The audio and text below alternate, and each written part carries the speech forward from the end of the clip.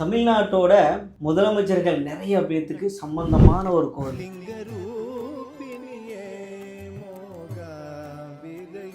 கொல்லூர் மூகாம்பிகை கோவில்.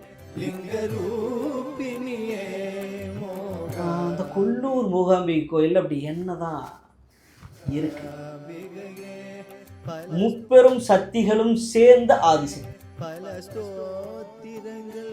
எம்ஜிஆரா இருக்கட்டும், ஜெயலலிதா அம்மாவாக இருக்கட்டும், இப்போ நம்ம தலைவர் மாண்புமிகு முதலமைச்சர் விஜயா இருக்கட்டும், வணக்கம் எம்ஜிஆராக இருக்கட்டும், ஜெயலலிதா அம்மாவாக இருக்கட்டும், இப்போ நம்ம தலைவர் மாண்புமிகு முதலமைச்சர் விஜயா இருக்கட்டும், கொல்லூர் மூகாம்பிகை கோவில் உடுப்பி பக்கத்தில் இருக்கிறது.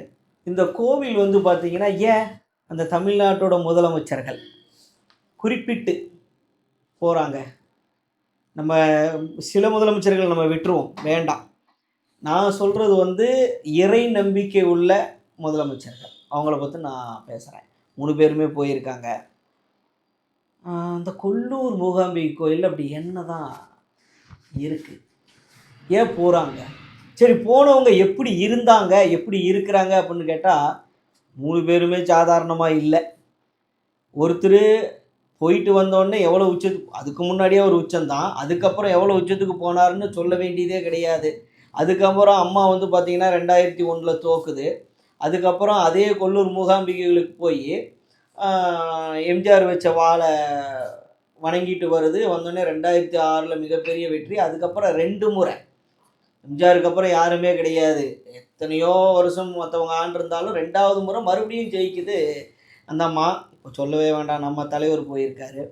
என்ன காரணம் அப்படின்னு எடுத்துக்கிட்டால், முப்பெரும் சக்திகளும் சேர்ந்த ஆதிசக்தி. இப்போ நம்ம கும்பிடக்கூடிய சரஸ்வதி, லட்சுமி, பார்வதி நம்ம தனித்தனியாக கும்பிட்றது, இது 3ம் சேர்ந்த முப்பெரும் சக்தியான ஆதிசக்தியான வழிபாடு தான் உங்களுக்கு வந்து இது. அது இல்லாமல் சிவனும் பார்வதியும் இணைந்த சுயம்பு லிங்கம், அது தானாகவே உருவானது, யாரும் சிலையாக வச்சது கிடையாது. மூகாம்பிகை அம்பாளுக்கு முன்னாடி இருக்கக்கூடிய லிங்க சுரூபமானது தானாக உருவானது. சரி, மூகாம்பிகை யார் பிரதிஷ்டி பண்ணார் அப்படின்னு எடுத்துக்கிட்டால், 1300 வருடங்களுக்கு முன்னாடி ஆதிசங்கரால் பிரதிஷ்டை பண்ணப்பட்டது. அது எப்படி? அம்பாளே அவர் கனவுல வந்து எனக்கு நீ கோவில் அமைக்கணும் அப்படின்னு கேட்க, அதற்காக பெரியவாள் வந்து அம்பாளை வந்து எங்கே வேணும் அப்படின்னு கேட்குறாருன்னா, மலையாள தேசம் கேரளாவில் கேட்குறார், நீ கோவில் அமையணும் அப்படின்னு சொல்லி. ஆனால் அம்மா வந்து நீ நடந்து போ, நான் பின்னாடி வரேன், நீ எங்கே கோயில் அமையணும்னு நினைக்கிறியோ அது வரைக்கும் பின்னாடி திரும்பி பார்க்காம போகணும், அப்படி போய் நிற்கிற அப்படின்னா அந்த இடத்துல நான் வந்து அமைஞ்சிக்கிறேன். ஆனால் அம்மாவுக்கு வந்து மலையாள தேசம் போக விருப்பம் கிடையாது. சௌபர்ணிகா நதி அந்த கோயில் அமைஞ்சிருக்க இடம், அந்த நதிக்கரையில் அந்த மலைகளை சுற்றி இயற்கையான சூழ்நிலையில் தான் உட்காரணும் அப்படிங்கிறது ஒரு விருப்பம். அதுக்காக என்ன பண்ணுறா அப்படின்னு கேட்டிங்கன்னா, கால் சலங்கையை கழட்டிடுறான். கழட்டின உடனே சங்கரருக்கு வந்து ஒரு சந்தேகம் வருது, அம்பாள் நம்ம பின்னாடி தான் வராளா, இல்லை நம்மளுக்கு இது ஏமாற்றிட்டாலே, எவ்வளோ பெரியவர் அவர், சாதாரணமானவர் இல்லை. அப்படிப்பட்டவருக்கே ஒரு சந்தேகம், சிச்சோ நம்ம சொல்படி தான் வராளா இல்லை வந்து நின்றுட்டாளா அப்படின்னு. ஏன்னா சலங்க சத்தம் கேட்கல இல்லையா. ஆனால் அவள் கொடுத்த வாக்குக்கு வந்துக்கிட்டு இருக்கா. சங்கரருக்கு ஒரு சந்தேகம் உதிச்சோடனே திரும்பி பார்க்க, முன்னாடி கொடுத்த வாக்கு அதுதானே, போகிற வரைக்கும் திரும்பி பார்க்கக்கூடாதுன்னு. ஸோ நம்பிக்கையை உடைக்கிறாரு. அம்பாள் அங்கேயே நின்னுறா.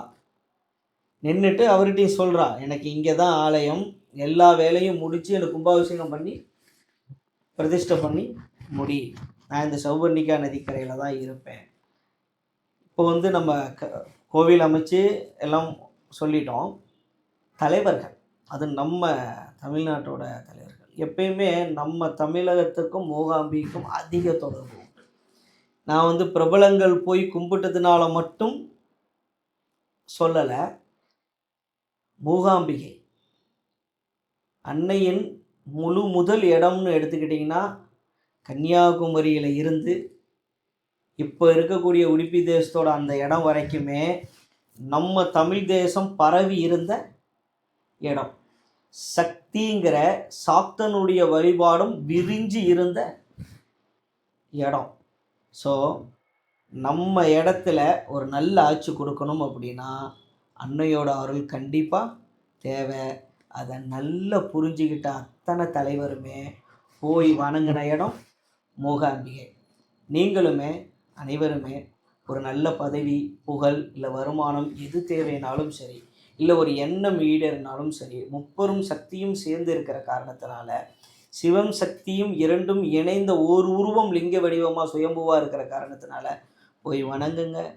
அதுக்குரிய பலன் கண்டிப்பாக உங்கள் எல்லாத்துக்கும் கிடைக்கும். நன்றி, வணக்கம்.